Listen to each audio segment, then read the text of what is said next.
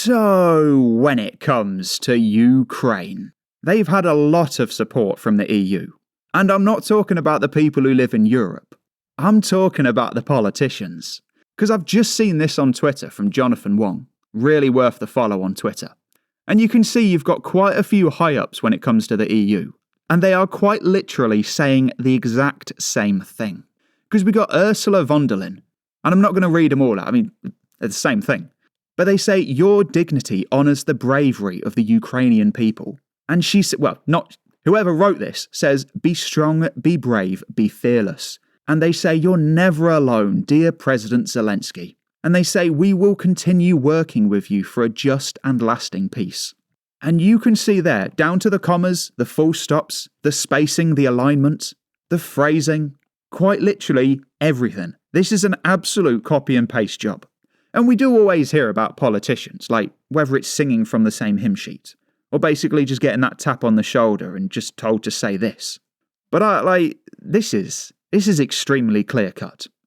And just to give you some backstory as to who these people are, we've got Ursula von der Leyen, which is the president of the EU Commission. Then we got Roberta Metsola, who's the president of the EU Parliament. Then we've got Antonio Costa, which is president of the European Council. Then we got Valdis Dombrovskis. I think that was correct, first time to be fair. I think it was. And he works on the EU Commission, and he's the Commissioner for the Economy and Productivity. And then we got Manfred Weber, who is president of the European People's Party. And honestly, there is no reason why all of these people should be saying the exact same thing. And I do see it a lot, on Twitter, when it comes to people being passionate. I make these videos now, no script or anything.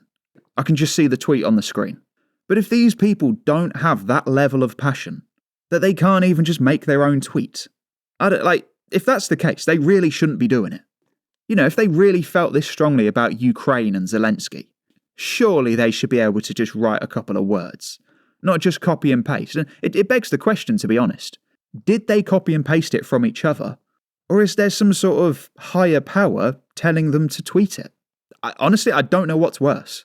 Whether we've got a load of politicians that just copy each other, or a load of politicians that are just getting messages from above.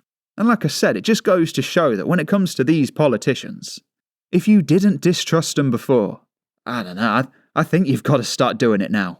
And if you enjoyed this daily Clown World video, then I would highly recommend to become one of the 60,325 subscribers. This country has gone crazy.